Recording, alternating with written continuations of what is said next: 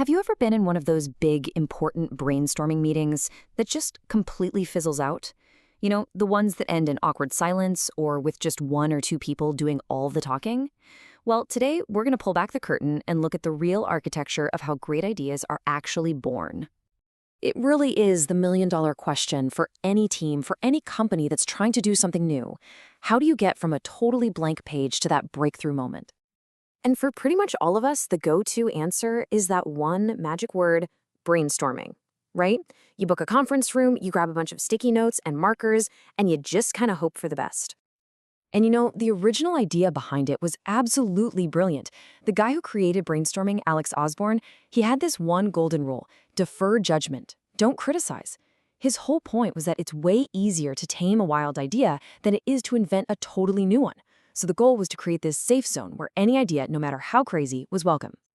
But here's the twist. What if the very process he came up with, getting everyone in a room to talk at the same time, what if that process actually makes it impossible to follow his own golden rule?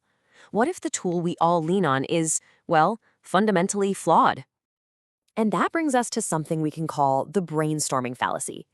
See, despite all the good intentions, decades of psychological research have shown that traditional, out-loud brainstorming just doesn't work nearly as well as we think it does. And this slide really nails the problem. On the left, you've got Osborne's perfect world rules, but on the right, you have the messy reality of human psychology. First, you have production blocking. That's a fancy way of saying only one person can talk at a time. While they're talking, you're either forgetting your idea or you're not even listening. Then there's evaluation apprehension. That's the fear of looking dumb in front of your boss and coworkers. And finally, social loafing, where a couple of people do all the work while everyone else just kind of zones out. The verbal format basically sets itself up for failure. So how do we fix this? Well, it all starts with a super powerful mental model. You have to separate the act of creating ideas from the act of judging them. And this is the core idea of divergence versus convergence. First, you diverge. Think of this as going wide. It's all about pure idea generation. The only goal here is to get a massive number of ideas on the table. Quantity over quality, novelty, weirdness, all of it is welcome. There's absolutely zero judgment allowed in this phase. Then, and only after that's done, do you switch gears and converge. Now it's time to get critical. This is where you analyze, you debate, you refine, and you pick the most promising ideas to move forward. The single biggest mistake most teams make is trying to do both of these things at the exact same time. It's like trying to step on the gas and the brake at once. Okay, so if traditional brainstorming is a flawed tool for divergence, what's a better way to actually generate all those ideas? I want you to meet my favorite alternative, brainwriting, specifically the 6-3-5 method. It's so simple, it's structured, and maybe most importantly, it's silent. 6 people, each writing 3 ideas in 5 minutes. Then you pass the paper. You read what the other person wrote, and you add 3 more ideas inspired by theirs. Everyone is writing at the same time, which totally gets rid of production blocking.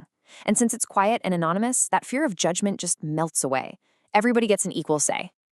And the result? Get this. In just 30 minutes, this one simple technique can generate up to 108 distinct ideas. 108!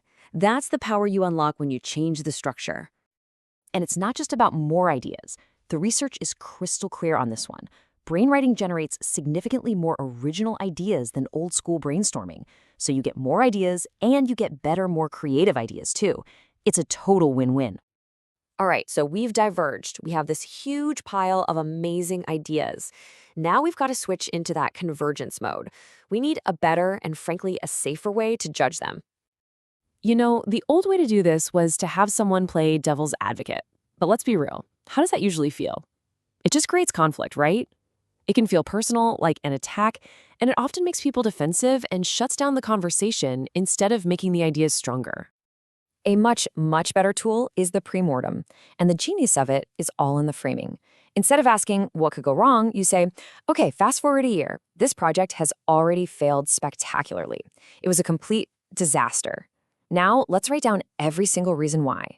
It's a subtle shift, but it's powerful. It makes it totally safe for everyone to bring up risks without feeling like a negative person. So after you've stress tested your best ideas, how do you decide what to actually do first? The impact/effort matrix is a fantastic tool for this. It's so simple. You just plot your ideas on this grid. You want to focus your energy on that top left box, the quick wins, high impact, low effort. And you absolutely have to avoid the bottom right, the money pits. It's a beautifully simple way to turn a list of ideas into a real action plan. But here's the most important part. You can have all the best tools in the world, brainwriting, premortems, you name it, but none of them will work if you don't have the right foundation. You need the right operating system for innovation to even run. So what's the biggest virus corrupting that OS? Well, in survey after survey, when you ask executives, they all point to the same thing, the fear of failure. If your people are afraid to try something and be wrong, you will never get true innovation, period. And this means that the entire architecture of great ideas is built on one thing: psychological safety.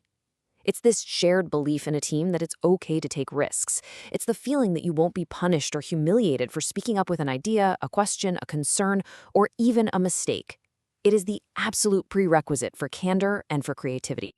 And the really good news is leaders can actively build this.